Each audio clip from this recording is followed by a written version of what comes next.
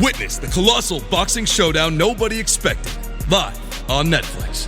International superstar Jake Paul, the sport's most watched fighter, takes on Britain's two-time unified heavyweight world champion and Olympic gold medalist, Anthony A.J. Joshua, in the most dangerous and defining matchup of their careers. This is Judgment Day. Watch Jake Paul versus Anthony Joshua, Friday, December 19th at 8 p.m. Eastern, 5 p.m. Pacific Standard Time, live on Netflix. When the holidays start to feel a bit repetitive, reach for a Sprite Winter Spiced Cranberry and put your twist on tradition. A bold cranberry and winter spice flavor fusion, Sprite Winter Spiced Cranberry is a refreshing way to shake things up this sipping season. And only for a limited time. Sprite, obey your thirst.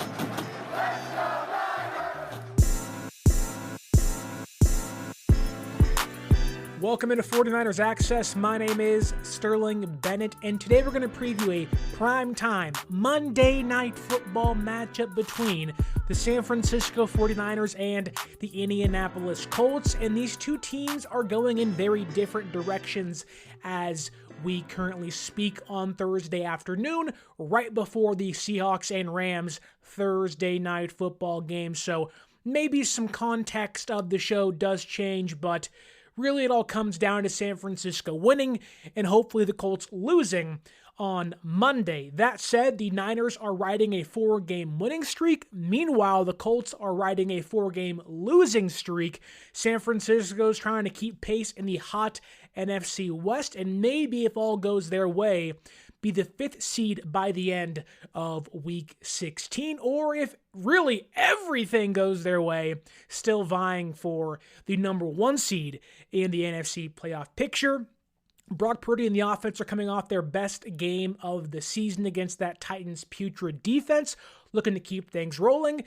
Meanwhile, the Colts, well, they've lost 3 out of their last 4 games by 1 score, including last Sunday's walk-off game-winning field goal by the Seattle Seahawks for 60 yards. That was despite having a 44-year-old Philip Rivers, that's right, Grandpa Rivers, playing quarterback for them in week number 15. For San Francisco, they are waiting for the results of the Rams and Seahawks game, but really, toss it out the window. You have to simply continue to win, no matter how you do it, how it looks. A win is a win.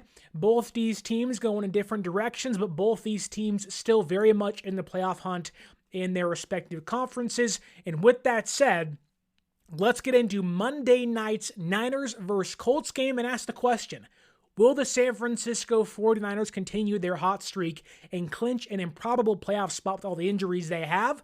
Or will a grandpa that has 10 kids in Philip Rivers, who walked off the street 1 week ago, play spoiler against the Niners this year and keep the Colts' slim playoff hopes alive? That's where we have to start, though, is right there. Philip Rivers at quarterback for the Indianapolis Colts. I don't know if this was in your calendar for the year. If you would have told me that at the beginning of 2025, Philip Rivers was going to return to the NFL, I would have asked you, what time machine are we using? Or what catastrophe happened to make this come to be? And I guess in some ways there was a catastrophe. Daniel Jones lost to a torn Achilles. Anthony Richardson been on IR the entire year. The Colts' former first-round draft pick and their second-string quarterback injured his knee, leading to Rivers being called up and returning last Sunday. And really, when you're talking about the Colts offense, while you want to get into the ageless wonder that is Philip Rivers, it doesn't really start there. It starts with Jonathan Taylor, who right now is the entirety of the Colts offense and has been for most of the season. He had 25 carries last Sunday against that Seattle Seahawks vaunted defense. He also leads the NFL right now coming into Week 16 with 272 carries, 1,443 rushing yards, and 16 touchdowns. He is by far and away the best running back in the NFL, and he can carry the Colts offense against a team like San Francisco, whose run defense has been, if not the worst, one of the worst in the league over the last month or so. In the last 3 games for San Francisco, that being against the Titans, the Browns, and the Panthers, they've given up 5.4 yards per carry. That ranks 29th in the league over that span. They've also had 136 rushing yards last Sunday to the Colts, who have Tony Pollard and Tajay Spears, fine backs in themselves, but not Jonathan Taylor level offensive player of the year like tailbacks like Jonathan Taylor. They might be getting Jordan Elliott back, which will help. Maybe Yetur Gross-Matos returns, and the return of Tatum Bethune should help San Francisco's run defense, but that's a lot of what-ifs and could-bes, and what we do know for a fact is that this Niners defense, even if those guys return, are going to have a tough task trying to hold back and limit Jonathan Taylor. He can beat defenses single-handedly. This is their biggest test on the ground they have faced all year long. It's not the Rams, it isn't the Seahawks, it isn't Bjorn Robinson and the Falcons. It is Jonathan Taylor and the Colts who are going to overly rely on him to win this game. And San Francisco's run defense, if they want a chance to win, have to play better. They're playing a really good offensive line. Quentin Nelson is the best guard in football, has been for years and years to come. And you have a group that can move defenders off the ball at a snap of a finger. That's why Jonathan Taylor is who he is. Now, he's a great player in his own right, but the offensive line for Indianapolis is a key in this game. And quite frankly, it's a big mismatch for the 49ers. They don't have Nick Bosa, Michael, maybe Sam O comes back. I'm not sure. We'll see as the week progresses, but they don't have the dogs. They don't have the, bulldozing, unmovable objects like they used to have. And they have young guys there. You like Bryce Young, you like Alfred Collins and CJ West, but they don't really have the dogs in the race to move guys around, thus making tackling one of the most important parts in this game. We'll get into more of that in a second, but on top of that, why it's so important to limit Jonathan Taylor, one way to do that is actually on offense. Get out to an early lead, make Phillip Rivers have to be the player that beats them. You want to not erase, but you want to lessen Jonathan Taylor's impact on the ground. Yes, stopping the run is obviously a big part of that. Of course it is. Yes, stopping 5-yard runs, tackling correctly, wrapping up dudes. It's a big problem for San Francisco right now. That's just the way it is. You get the clog lanes, eat up space. It's very obvious how you stop a player like Jonathan Taylor. It's basic defensive work. But the offense also has to do their part. The way you make Phillip Rivers have to beat you is get out to a nice, solid lead, 14 points, 2 scores, and make the Colts have to pass the football with a quarterback that really can't pass the football very much or very well right now. The Seahawks really couldn't do that last Sunday, and I'm sure the Colts are going to try to replicate that performance against San Francisco on Monday, but this is you have to play complementary offense and defense. Defense, do your part, and if you can't, the offense has to score a lot early, especially to help put those Colts behind the 8 ball and make Rivers, who is again 44 years old, that has a grandfather arm, try to lead them from behind and to victory. Going into more of the stats for the Colts defense for a second. Right now, the Colts are allowing 14.7 points in the first half. That is the 8th highest amount in the NFL. That leads into San Francisco's offense getting off to a hot start, carrying over their last 4-game performances, and hopefully putting the Colts a little behind to begin the game. Yet, in the second half, the Colts defense really tightens up. They're playing close games, only allowing 10 points per second half this year. That is the 11th lowest clip in the NFL. So, You have to. It is imperative. Yes, you tackle. Yes, you clog lanes. Yes, you get after Jonathan Taylor. But on top of that, this offense, if they can get an early lead, that can hopefully help offset Jonathan Taylor's impact on the ground and help alleviate some of the pressure off of the defense this Monday against the Colts. Continuing on into the Phillip Rivers conversation. I've already said it plenty of times. He's a grandpa. He's 44 years old. He is the Uncle Rico of the NFL right now, and I get it. Don't get me wrong. We all feel like at a certain point in our lives that, yeah, I can get off the couch and go play some football, whether it's on Thanksgiving Day or you see some kids in the street playing some catch. You're like, oh, back in my day, I can throw the ball over the mountains.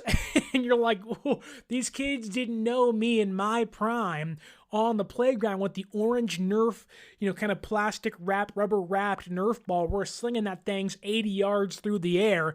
And I'm looking like Prime Favre meets Prime Michael Vick. Like, these kids need a reminder as to who they are.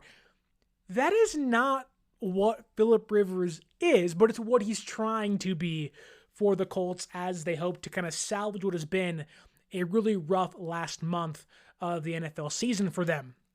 And to give him credit, he can process well. He's a smart guy, seen every coverage in the books. Although defenses have changed a little bit, a lot of it's the same stuff.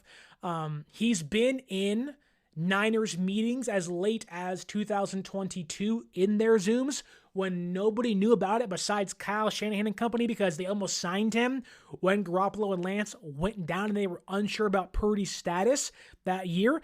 Obviously, Purdy's a darn good quarterback, but he was almost a San Francisco 49er, so there is some kind of somewhat of a tie between these two franchises right now, besides the obvious DeForest Buckner, Travarius Ward, and Samson Ebukam ties.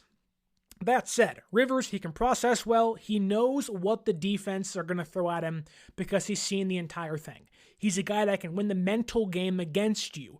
That's what makes him so dangerous. That's kind of it, though.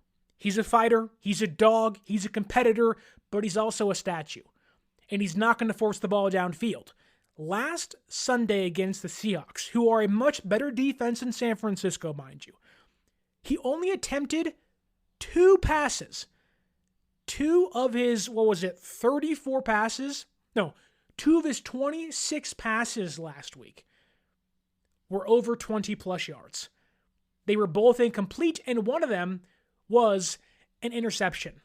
He is not going to push the ball downfield, going deeper into that point of Rivers being 44 years old, not having the arm talent like even a Brock Purdy does or even a middling quarterback would. He is simply a facilitator of the offense, checkdowns, balls out quick, trying to avoid getting sacked.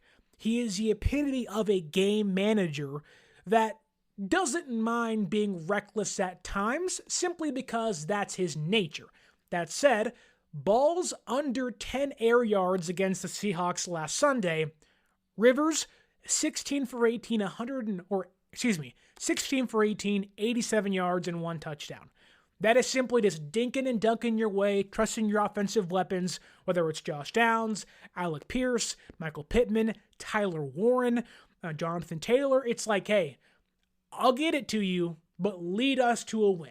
I'm here to just play point guard, and you guys are going to do all the work for me as the game progresses.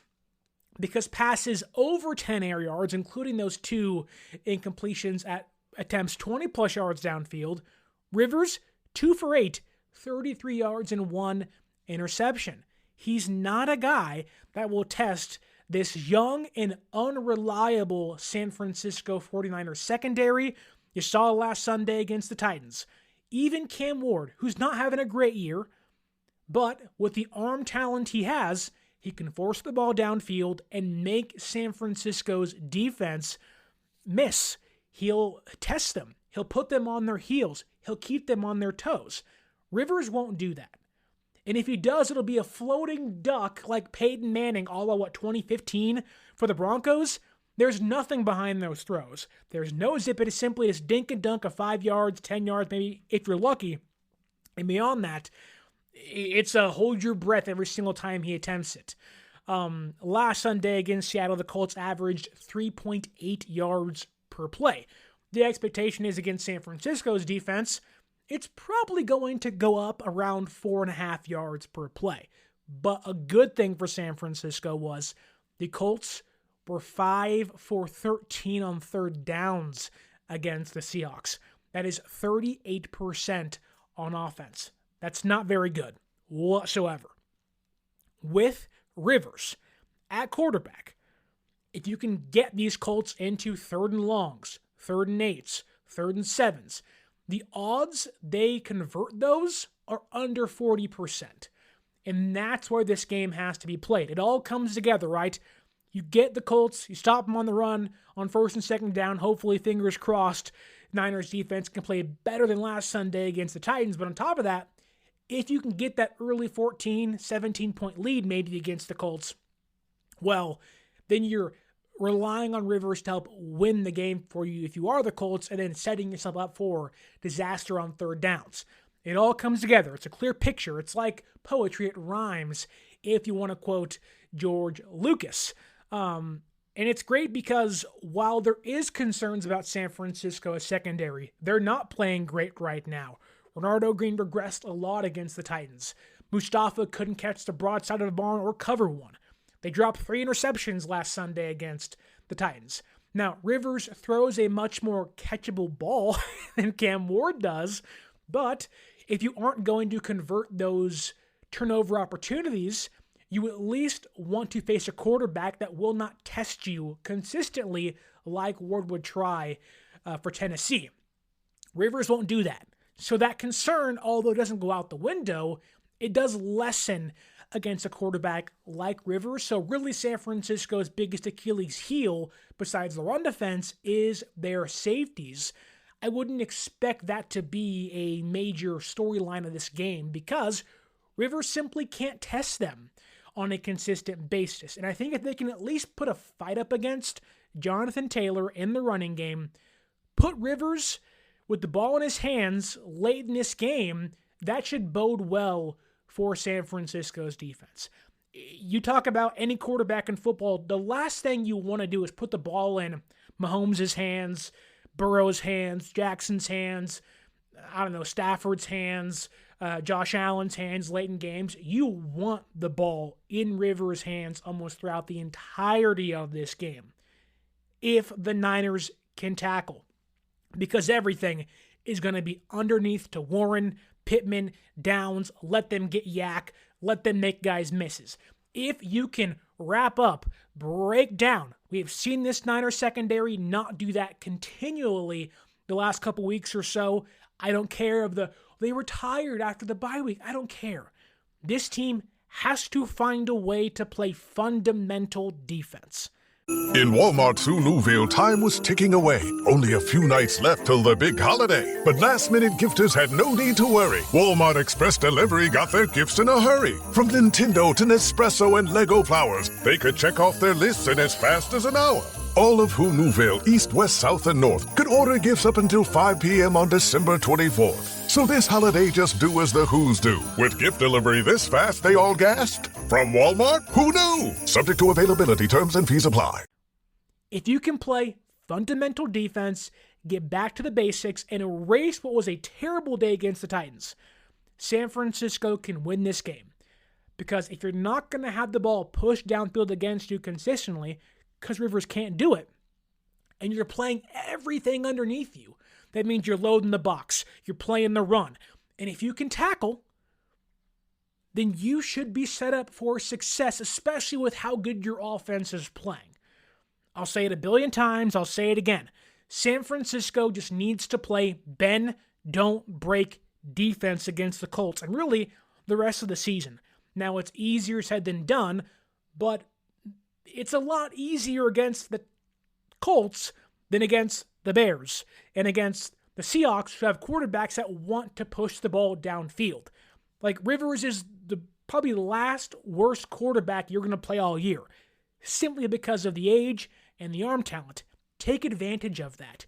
Load the box, have some fun. You're probably going to see a lot more of the big nickel packages with Jason Pinnock simply because, while he was terrible against the run against Tennessee, it was an inverse of his usual safety play or big nickel play of like, you're terrible in coverage, but you're good against the run. It was an inverse against Tennessee last Sunday. You need to have Jason Pinnock and those guys tighten their screws. Bethune will help get him back. YGM, Samo, Jordan Elliott, that will help alleviate some of the pressure off your younger guys. Get Curtis Robinson off the field. Maybe you can mix and match more on the defensive line. Give Saleh some puppies, that's how I'll call them, to work with, because they're young and really unproven. But I think it's doable. If you're going to load the box, I mean, really, with Marquise Siegel or with Rivers not really testing defenses deep, I might even play Marquise Siegel and move Jair Brown to a big nickel role. I really might do it, because you cannot afford in this game to let Taylor beat you and give up so much underneath. And if Pinnock's going to struggle early in the game, maybe they go to more of a base down thing with Luke Gifford again. Nick Martin is still in concussion protocol, probably not going to play on Monday. Maybe things change, but it'll either be big nickel or base defense. My thought is probably more base defense, but I wouldn't be shocked to see their base defense be some big nickel. But again, I also wouldn't mind having Siegel play, free safety if it means Jair Brown can go up and play big nickel, because Pinnock has been unplayable against the run, especially against Tennessee. But I think it's doable. It's a lot to ask from this young defense that really has struggled to find consistency, and you're playing a quarterback that knows the tricks of the trade. So it'll be a very chess match of a game, and I think for the Niners, their trick, their way to success is simply tackling well. If you tackle well, you have a really good chance to win, because it puts the Colts behind the 8 ball, makes them have 3rd and long, 2nd and longs, and hopefully can stop them. I don't think you're going to have Pittman and Downs and Alec Pierce and Warren be pushing the ball downfield against you. It'll be more of a 5-yard dump-off, screen passes, end arounds to Downs and Pierce, and more out routes just to get the ball out quick. A lot of it's going to take place over the middle of the field. I also might even rotate Bethune and Robinson, knowing that those guys give you very different skill sets. Might also see Eric Kendricks this week. I don't know how much he offers you, but might not be any worse than what Robinson's playing like now. So a lot of questions on San Francisco's defense. Hopefully we can find a little bit of answers against the Colts on Monday. Before we get to San Francisco's offense, though, I want to pause for a second to remind you to use our promo code 49ersaccess, 49 ERS ACCESS at SeatGeek.com. You can save yourself $20 off your first purchase.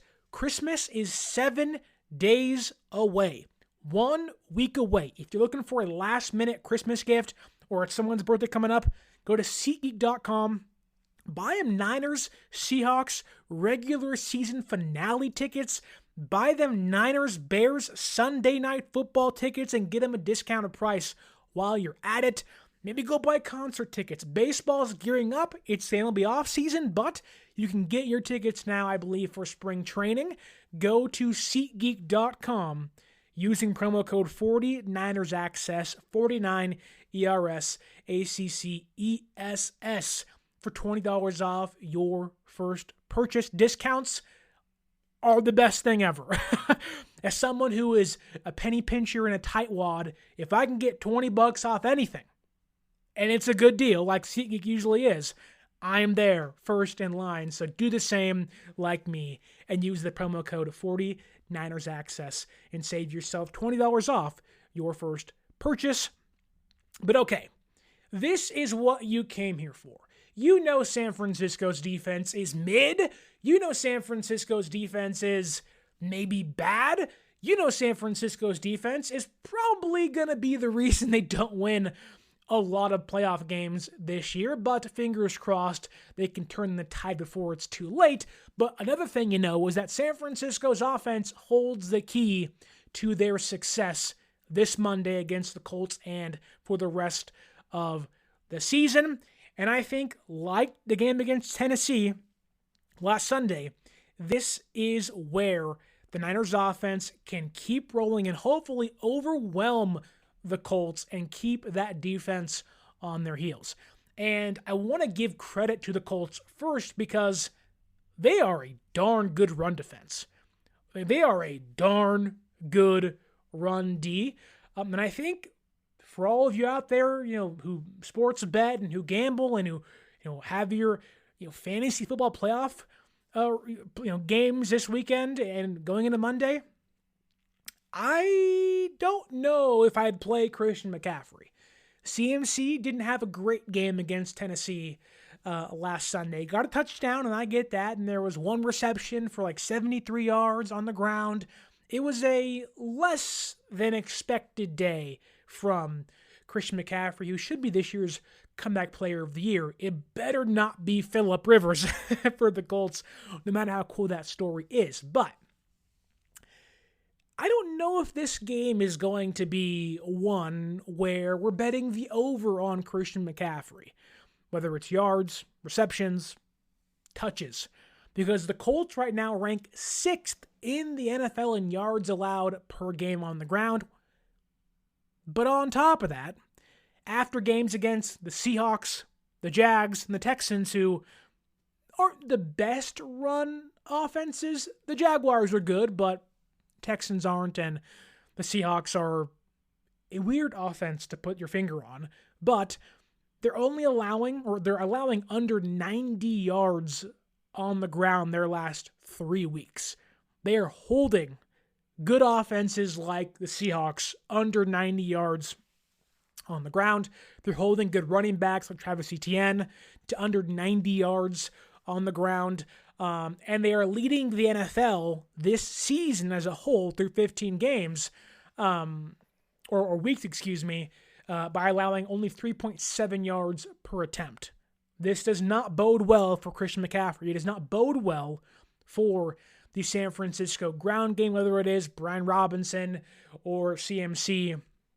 This, to me, is a bread and butter game for Brock Purdy, and a game where we're sitting back again looking like, oh, the game's on Brock's shoulders. Can you get it done? Now, I'm sure CMC will be a factor in the passing game like he always is, but I just don't buy in. The way the Colts have played this year, it does not make me believe it'll be a big CMC game on the ground, and this game should be another 35 drop-back game for Brock Purdy, which really shouldn't be a bad thing because the Colts likely will not have Mooney Ward, so there's not going to be a Mooney Ward revenge game in the mix. He's still going through some stuff, and hopefully he can get healthy. He has a concussion and still mourning the loss of his child last year. We love Mooney out here in San Francisco in the Bay, so hopefully he can get well, get healthy. Love watching him play, but he's not going to play what seems to be this Monday. The Colts aren't likely to have Sauce Gardner either. Traded 2 first-round draft picks for him at the deadline. They're now out of the playoffs as we speak by 1 or 2 games. But also, Sauce Gardner is not playing in recent games and may not play this Monday because of the calf injury. So the Colts aren't going to have their 2 top cornerbacks, leaving nickelback Kenny Moore and outside cornerbacks Mekhi Blackman and Jonathan Edwards to pick up the slack. Pick up your slacks, please. Make sure they're on. But in the last 3 weeks, this Colts passing defense has been atrocious. I mean, atrocious. They're allowing 255 yards per game. That is the 6th worst in the NFL. And they're also giving up 7.5 yards per attempt. That is the 8th highest in the NFL. This defense, without Ward, without Gardner, can be had through the air. And ever since Brock Purdy has returned, although there was an ugly game against the Panthers mixed in, San Francisco's offense still has a 56% third down conversion rate, which I think would top the NFL over the last month or so. And the Colts this season are giving up 58% third down conversion rates on passing plays. Brock Purdy hit the over. Brock Purdy, he's going to have 35 dropbacks again, barring some crazy turnaround in this game. And I think he'll have a lot of success. Brock's playing on a heater. He may get overzealous at times and might throw a pick, but this defense doesn't really force turnovers, which again bodes well for San Francisco. But diving deeper into the Colts secondary with Ward and Gardner not expected to play on Monday, Kenny Moore this year, a 66.7% reception rate, 446 yards allowed through the air, a 9.7 average depth of target, and an 84.4 passer rating allowed when targeted. Diving deeper into the height matchup for Kenny Moore, who is 5'9", playing the nickel. I can hear them now in your brains. The alarm bells, the sirens, ding, ding, wee woo, wee woo. You can hear me starting to say, Kenny Moore is 5'9"? Juwan Jennings is 6'3". Let that dude cook in the slot. That is what, nearly 6 inches, 5 inches of a height advantage, not including arms and jumping ability. Let Juwan cook against Kenny Moore. He has 6 touchdowns in his last 6 games, I believe. He had 2 against the Titans last Sunday. Juwan Jennings, anytime touchdown? Yeah, lock it in on Sleeper or any other gambling app you use, sports betting app you use, because this should be a big Juwan Jennings game once again, like it has been for the last 5 to 6 weeks of the season. Kenny Moore versus Juwan Jennings, X-Factor matchup for the San Francisco 49ers. Moving on to the outside cornerbacks, Mekhi Blackmon and Jonathan Edwards. Blackmon this year, a 62.7% reception rate, higher than Moore and the highest of the trio of cornerbacks that should start this Monday for the Colts. 556 yards allowed this year, a 10.7 average depth of target, over a full yard higher than that of Kenny Moore, and an 83.7 passer rating allowed. Then Jonathan Edwards, a 62% reception rate allowed this year, 210 yards, a 15.2 ADOT. Average depth of target. You can push the ball downfield continually against this Colts defense, and a 112.2 passer rating allowed. Again, Brock may throw a pick. I think he might. But this is a game where you almost want Brock taking chances downfield, throwing in the tight windows. A mistake or two should not cost you this game. It really shouldn't. The Colts, they're going to want to play keep away. They're going to want to play this game of how can we control that clock? How do you offset that if you are San Francisco? You score in a flash. You score on 1 or 2 plays. You saw San Francisco last night at halftime. They scored in 4 plays. 4 plays, over 15 yards per play, 13 yards per play. It was bing, bang, boom. There's a touchdown. The Niners offense needs to be equally explosive against these Colts, knowing the Colts want to play keep away. They want to have the ball on the ground in Jonathan Taylor's hands. How do you offset long, grueling drives? You score like that.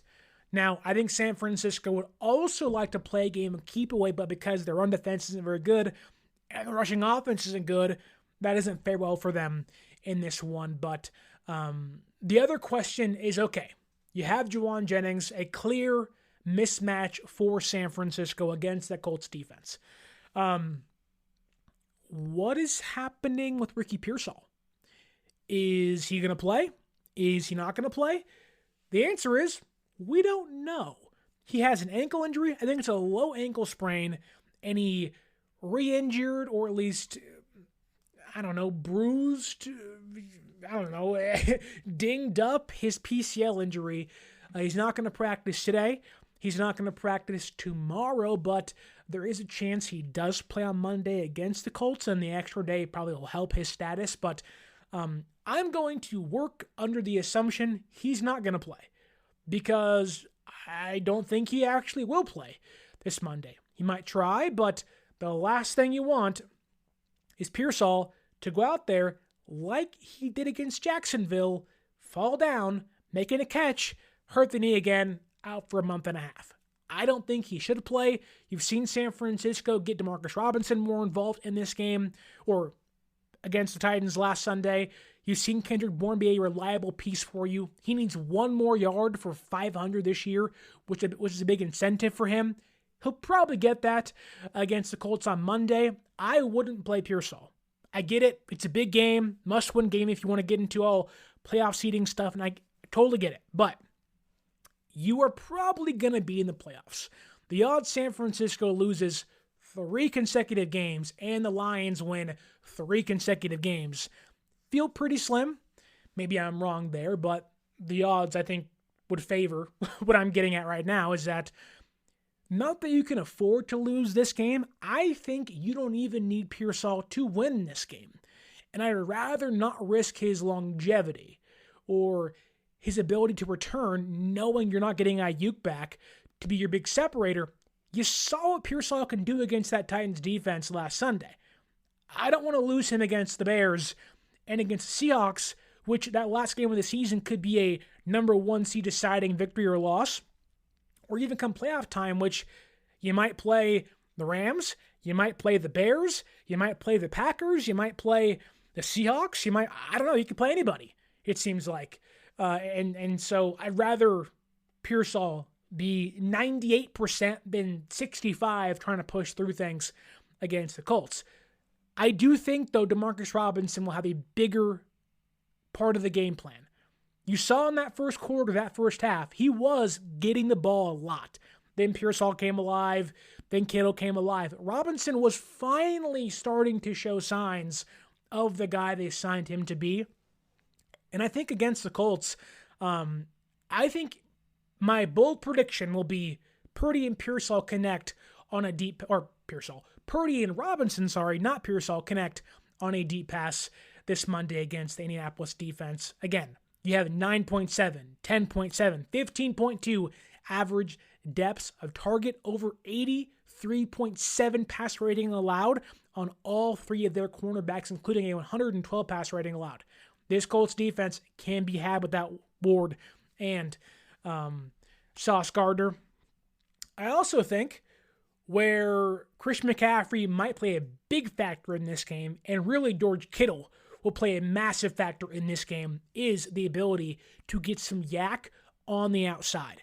Blackman and Edwards, right now the penciled-in Colts outside cornerbacks, have a 16% missed tackle rate and a 33.3% missed tackle rate.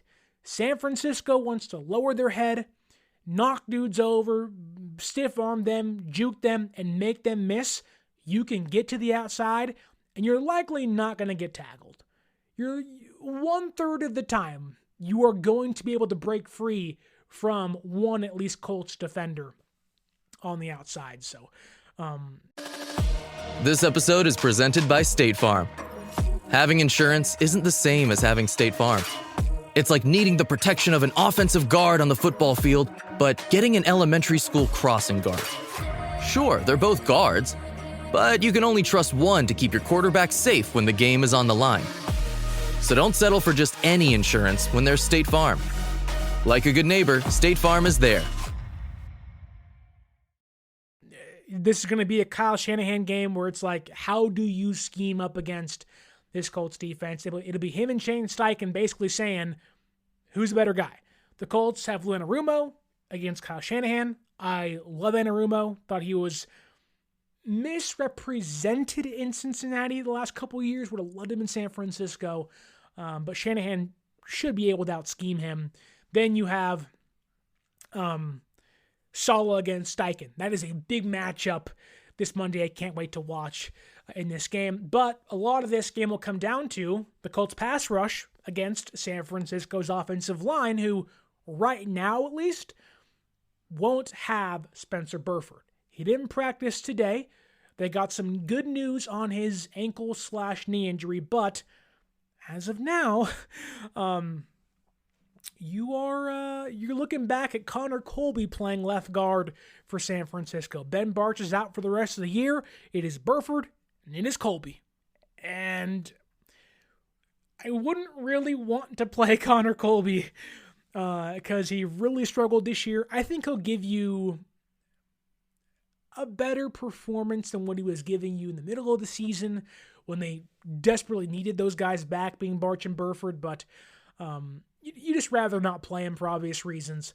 However, the Colts also might be getting back a beloved former San Francisco 49er in DeForest Buckner, but there is some serious lingering concerns with his injury, so he might play, he may not play. I think this is his second consecutive week practicing amidst his 21-day practice window, so we'll see what his status is.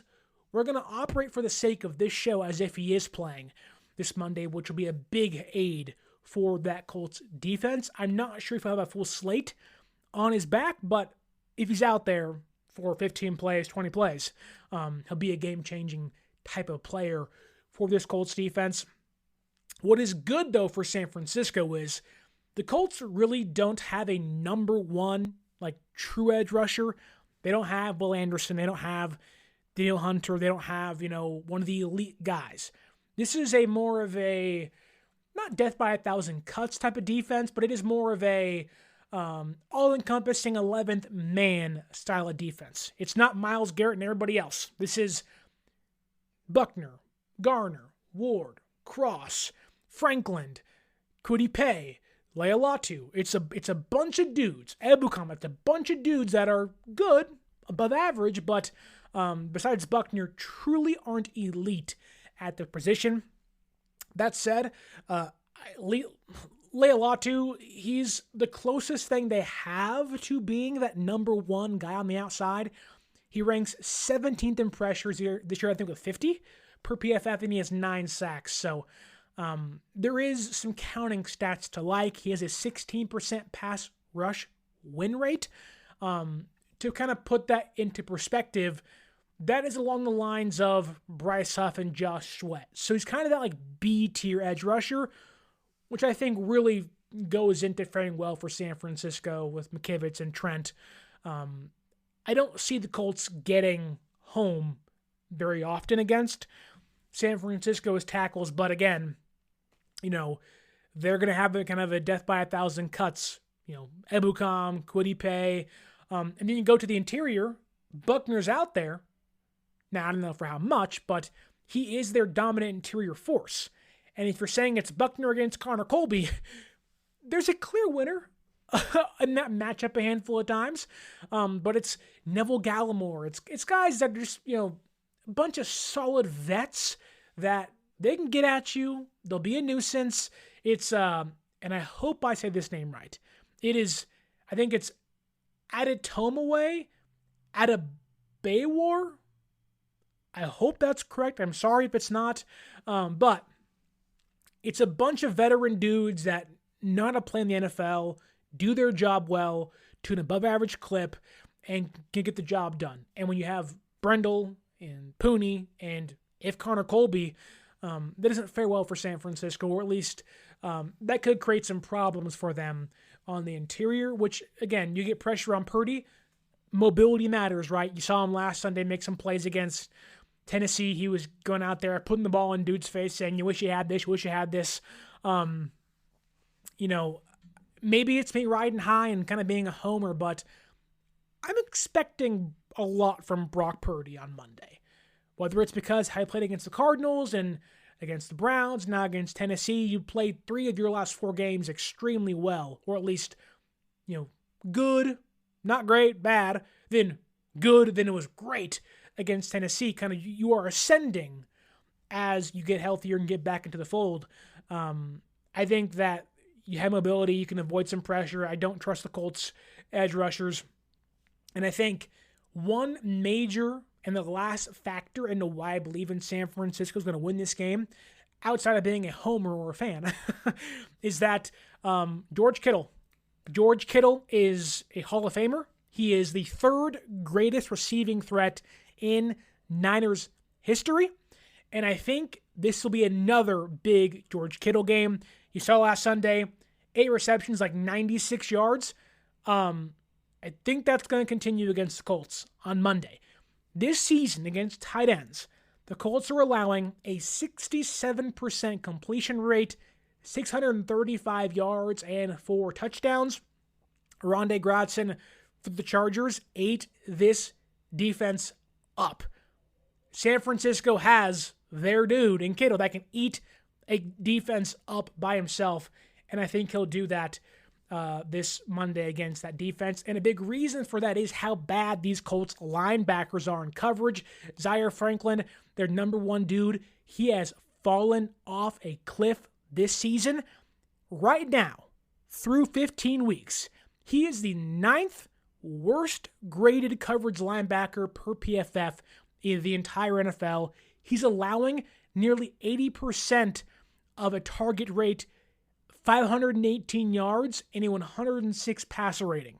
You can dominate this man on a continual basis. Whether it's CMC, whether it's George Kittle, eating underneath, getting these linebackers on islands is what the game plan should be for San Francisco. Juwan in the slot and over the middle to Kittle and folks, because these linebackers can't cover the other guy, Jermaine Pratt. He's better in coverage than Franklin is, but not by a wide margin. A little lower reception rate, so you go from a 79.4 to a 68.5. Still not great, but also 360 yards allowed and a 105.5 passer rating. So combined, these linebackers are allowing about 73% of their targets to be receptions, over 878 yards combined to tight ends this year, and about a 105 passer rating. San Francisco, Brock Purdy, George Kittle, Christian McCaffrey, Juwan Jennings, lock in. This is another day you should be dominating an opposing defense. You have the tools. You have momentum. You are starting to climb up the standings. Not literally, but figuratively. Of like, wow, San Francisco, how good can they be? Oh, Brock's back? Oh, Kittle's back? Man, now you start to see people take San Francisco more seriously. You win this game. It's probably your second biggest win of the season, the first being against the Rams. This one, the Seahawks came back week 1, but I think San Francisco has the dogs. Got to tackle. But Rivers isn't going to test you deep. Brock can test this Colts defense continually. And I think they're going to have a big day. They have to have a big day. Because if the Colts are successful in their game plan, at running the football, playing keep away, you may have some, this game could start, let's say San Francisco gets their way, right? They kick, they defer to begin this game. There's a real chance the Colts hold on to that ball for 8 minutes. And that's not what you want. You want to get them off the field in about 5-6 minutes, kick field goals, not score touchdowns, and let your offense get to work. Because this offense will be this team's driving force and should be able to walk all over this Colts defense. They don't get takeaways. They stop the run for sure, but they do not stop the pass. They are trending downwards. You're trending upwards. The NFL, despite talent and rosters, really is about trends. And if teams are on the precipice of losing 5 straight games, morale is down, they're in the dumps, the Colts are watching their season slip out of their hands. And San Francisco needs to put that final nail in the coffin and rip it out of them while they can. End the comeback efforts of Rivers and the threat of Jonathan Taylor and Warren and Pittman offensively, and don't let this team and Shane Steichen and company go to the playoffs. This is a chance to end someone's seasons, basically. Like, theoretically. You can do it now. You can push them 2-3 games behind for a wild card spot, and you can maybe reach the number 1 seed if you win and the Rams lose against Seattle tonight, that being Thursday. But drop your comments down below. What do you think are the keys to victory, and who do you think will have a big game on Monday night against the Indianapolis Colts? Are you buying what I'm selling? I think San Francisco wins, let's say San Francisco wins 26-24. I think it's going to be close. I can easily see the Colts scoring 20 points instead of 24, but this game's not going to be easy. It's going to be a fight. Purdy's probably going to throw a pick, but I told you last Sunday, Purdy, 300-plus yards, a couple touchdowns, it worked out. I'll say Purdy this Monday, 285 yards, 270 yards, 2 touchdowns, 1 pick. San Francisco wins 26-24. Nail-biting victories, but it doesn't matter how you get it done as long as you win. Now, I don't know what you want to happen tonight against the Rams and Seahawks, but however you want it to happen, hopefully it goes your way, but San Francisco just needs to win. You win, and you're in. That is the motto for this game. You win, and you are in. And I think San Francisco gets the W on Monday night, clinches a playoff spot for the first time since 2023, and gets back into the dance. That's all you got to do. But drop your comments down below. Don't forget to follow us on social media at 49ers.access is the Instagram, 49ers_access is the X or Twitter, and use our promo code 49ersaccess for $20 off your first purchase at SeatGeek.com. And as always, my name is Sterling Bennett. Enjoy Thursday night football. Enjoy the Sunday slate of games, but come right back here Monday night. Live reaction, Niners, Colts, who wins, who loses, breaking it all down right here for you on this very show and very podcast after Monday night's game. But until next time, as always, stay faithful.